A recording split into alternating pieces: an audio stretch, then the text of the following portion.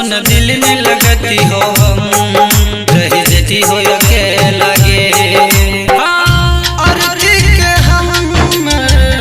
दिल से सजदे अब मारा बहुतला से हमार तू ही दफन है अब मारा बहुतला से हमार तू ही दफन है